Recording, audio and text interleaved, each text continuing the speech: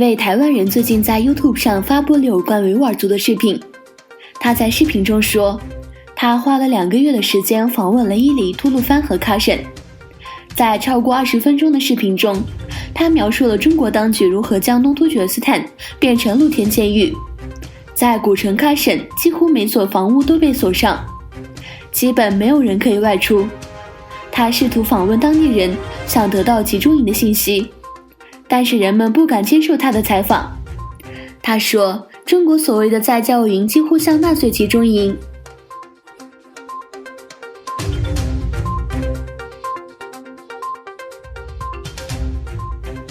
拥有400万追随者的著名的土耳其 YouTuber 路胡昌纳提在社交媒体上发布的一段视频中宣布，他计划访问中国调查冠状病毒。他要求追随者说，如果直到4天无法与他取得联系，应该向土耳其驻华使馆询问。他在为1月30日发布的视频中称，他正在伊斯坦布尔机场前往中国。他说，我从互联网上学到了很多有关冠状病毒的知识，但我认为作为一个封闭的国家，中国一定已经封闭了许多有关冠状病毒的信息。他想拜访当地人，并进一步了解中国的感染情况。最近，他制作了一部关于遭受中国迫害的维吾尔人的短片。他说，中国可能已经将我列入黑名单，所以如果我失踪，请向土耳其大使馆汇报。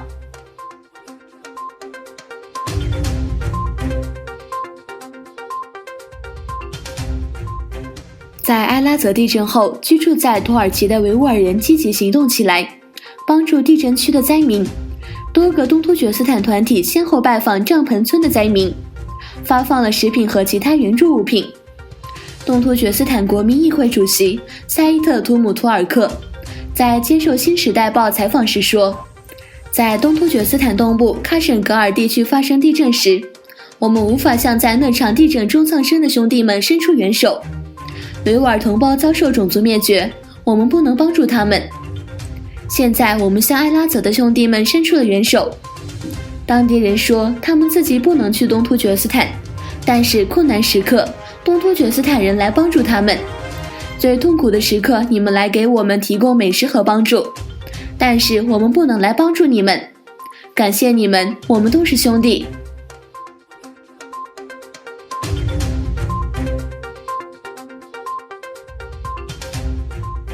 新型冠状病毒危机持续蔓延，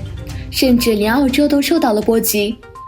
根据澳美每日邮报1月29日报道，悉尼华男突发心脏病，路过的行人都害怕他感染了肺炎病毒，没人愿意上前帮忙。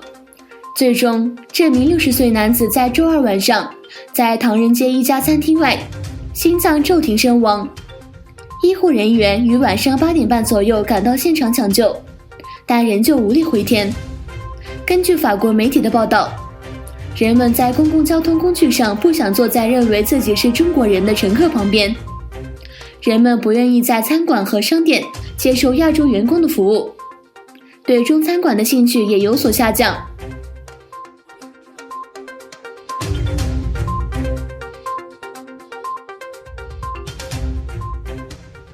英国在国际标准时间周五晚正式结束过去47年来作为欧盟成员国的历史。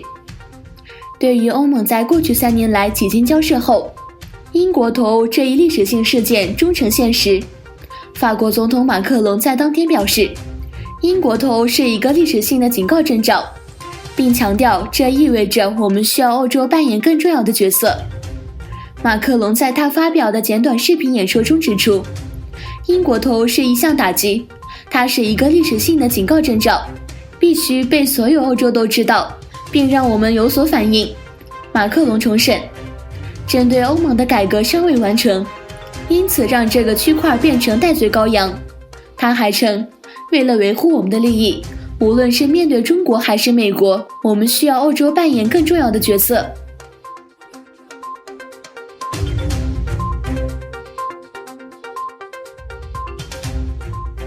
本周五，数百人聚集在伊斯坦布尔的法提赫大清真寺，游行抗议美国总统特朗普所谓的中东和平计划。此外，在被占领的西岸各地举行的示威活动中，以色列士兵打伤了48名巴勒斯坦人。